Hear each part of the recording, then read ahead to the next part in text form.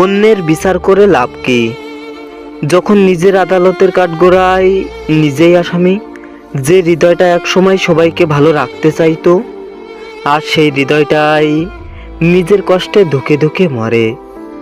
মানুষ শুধু আমার ভুলগুলো দেখেছে, কিন্তু রাতের অন্ধকারে কতবার নিজেকে শেষ করেছি সেটা কেউ দেখেনি।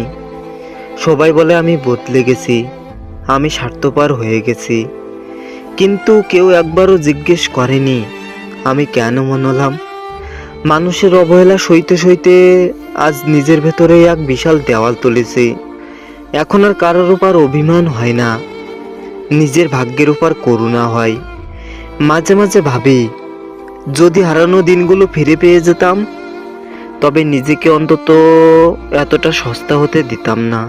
যাদের হাসির জন্য আমি নিজের সুখ বিসর্জন দিয়েছি, আজ তাদের কাছেই আমি সবচেয়ে বড় অপরাধী।